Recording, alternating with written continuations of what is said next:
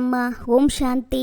ನೀವು ಬೆಳಗ್ಗೆ ರಾಜರಾಗುತ್ತೀರಿ, ಸಂಜೆ ಭಿಕ್ಷುಕರಾಗುತ್ತೀರಿ. ಭಿಕ್ಷುಕರಿಂದ ರಾಜ, ಪತಿತರಿಂದ ಪಾವನರಾಗಲು ಮನ್ಮನಾಭವ ಹಾಗೂ ಮಧ್ಯಾಜೀಭವ ಎಂಬ 2 ಶಬ್ದಗಳು ನೆನಪಿಟ್ಟುಕೊಳ್ಳಿ ಅಂತ ಬಾಬಾ ಹೇಳ್ತಾರೆ. ಕಷ್ಟದಲ್ಲಿ ತಾಳ್ಮೆ, ನಷ್ಟದಲ್ಲಿ ಸಹನೆ, ತೊಂದರೆಯಲ್ಲಿ ಶಾಂತಿ, ದುಃಖದಲ್ಲಿ ಸಮಾಧಾನ ಇದ್ದವರಿಗೆ ಬಾಳಿನಲ್ಲಿ ಯಾವ ಭಯವೂ ಇರುವುದಿಲ್ಲ.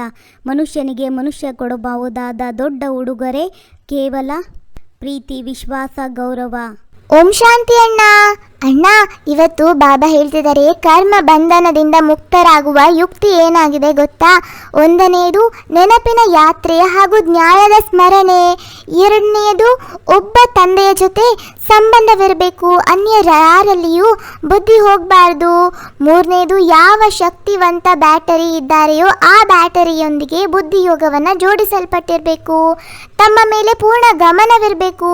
ದೈವಿ ಗುಣಗಳ ರೆಕ್ಕೆಗಳಿದ್ದಾಗ ಕರ್ಮ ಬಂಧನದಿಂದ ಮುಕ್ತರಾಗ್ತಾ ಹೋಗುತ್ತೀರಿ. ಓಂ ಶಾಂತಿ. ತಂದೆ ಕುಳಿತು ತಿಳಿಸ್ತಾರೆ, ಇದು ಭಾರತದ ಕಥೆಯಾಗಿದೆ. ಯಾವ ಕಥೆಯಾಗಿದೆ?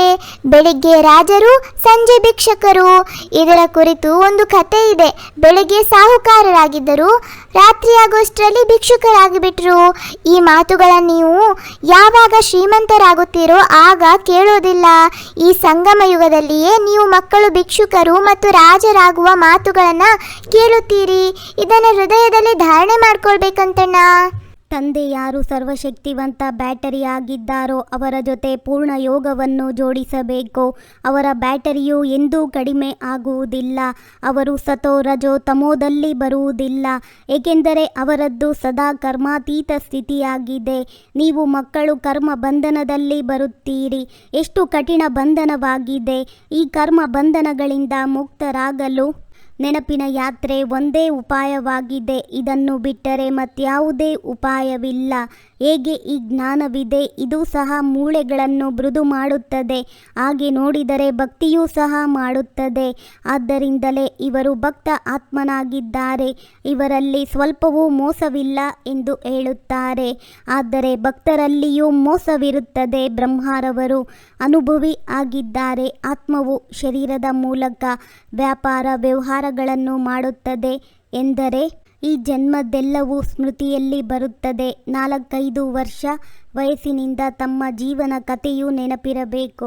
ಕೆಲವರು 10-20 ವರ್ಷಗಳ ಮಾತನ್ನು ಮರೆತು ಹೋಗುತ್ತಾರೆ. ಜನ್ಮಾಂತರದ ನಾಮರೂಪವಂತೂ ನೆನಪಿರಲು ಸಾಧ್ಯವಿಲ್ಲ.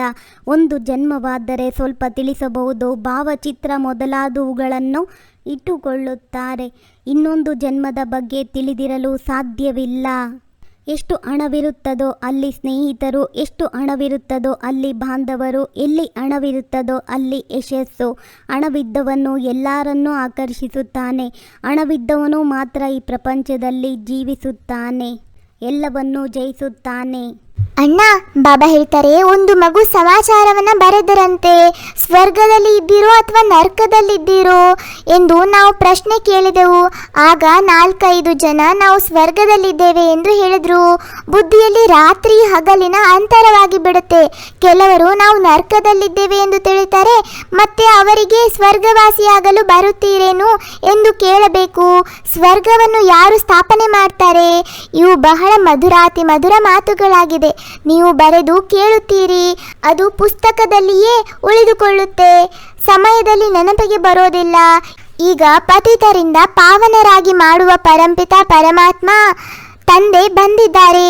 ಅವರು ಹೇಳ್ತಾರೆ, ನನ್ನೊಬ್ಬನನ್ನೇ ನೆನಪು ಮಾಡಿದರೆ ಪಾಪವು ಸಮಾಪ್ತಿಯಾಗುತ್ತೆ ಎಂದು ತಿಳಿಸ್ತಾರೆ. ನೆನಪಿನಲ್ಲಿ ಏನಾದರೂ ಸಂಪಾದನೆ ಆಗುತ್ತದೆ ಅಲ್ಲವೇ?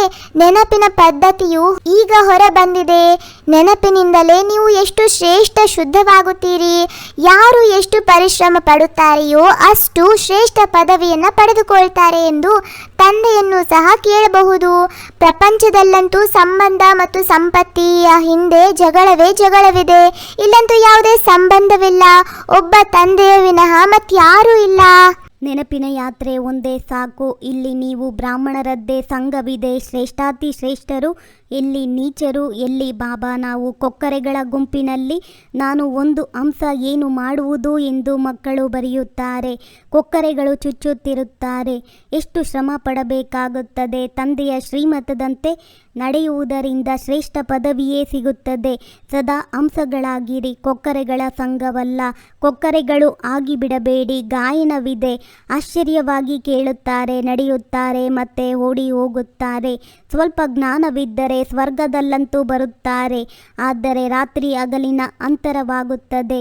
ಬಹಳ ಕಠಿಣ ಶಿಕ್ಷೆಗಳನ್ನು ಅನುಭವಿಸುತ್ತಾರೆ. ನನ್ನ ಮತದಂತೆ ನಡೆಯದೆ ಪತಿತರಾದರೆ 100ಕ್ಕೆ 100ರಷ್ಟು ಶಿಕ್ಷೆಯನ್ನು ಅನುಭವಿಸಬೇಕಾಗುತ್ತದೆ. ಪದವಿಯೂ ಕಡಿಮೆ ಆಗುತ್ತದೆ ಎಂದು ತಂದೆಯು ಹೇಳುತ್ತಾರೆ. ರಾಜಧಾನಿಯು ಸ್ಥಾಪನೆ ಆಗುತ್ತಿದೆ. ಈ ಮಾತುಗಳು ಮರೆತು ಹೋಗುತ್ತದೆ. ಇದು ನೆನಪು ಇದ್ದರೂ ಸಹ ಶ್ರೇಷ್ಠ ಪದವಿಯನ್ನು ಪಡೆಯುವ ಪುರುಷಾರ್ಥವನ್ನು ಅವಶ್ಯವಾಗಿ ಮಾಡುತ್ತಾರೆ. ಮಾಡದಿದ್ದರೆ ಒಂದು ಕಿವಿಯಿಂದ ಕೇಳಿ ಇನ್ನೊಂದು ಕಿವಿಯಿಂದ ಬಿಟ್ಟು ಬಿಡುತ್ತಾರೆ ಎಂದು ತಿಳಿಯಲಾಗುತ್ತದೆ. ತಂದೆಯೊಂದಿಗೆ ಯೋಗವಿಲ್ಲ. ಇಲ್ಲಿ ಇದ್ದರೂ ಸಹ ಬುದ್ಧಿಯೋಗವು ಮಕ್ಕಳು ಮರಿಗಳ ಕಡೆ ಇರುತ್ತದೆ ಅಂತ ಹೇಳ್ತಿದ್ದಾರೆ ತಮ್ಮ. ನೀರು ಇರುವ ಬಾವಿಯ ಹತ್ತಿರ, ದುಡ್ಡು ಇರುವ ಮನುಷ್ಯನ ಹತ್ತಿರ ಮಾತ್ರ ಜನ ಬರೋದು. ಆದರೂ ದುಡ್ಡು ಮಾಡುವ ಹಠ ಒಳ್ಳೆಯದು. ಆದರೆ ದುಡ್ಡು ಮಾಡಲೇಬೇಕು ಎಂದು ಹಠ ಸಾಧಿಸುವ ಚಟ ಮಹಾ ಕೆಟ್ಟದಂತೆ ತಮ್ಮ. ಅಣ್ಣ, ಬಾಬಾ ನಮ್ಮೆಲ್ಲರಿಗೂ ಧಾರಣೆಗಾಗಿ ಹೇಳ್ತಿದ್ದಾರೆ. ಸುಗಂಧ ಭರಿತ ಹೂಗಳಾಗಲು ಸಂಘವನ್ನ ಬಹಳ ಸಂಭಾಲನೆ ಮಾಡಬೇಕು. ಹಂಸಗಳ ಸಂಘ ಮಾಡಬೇಕು.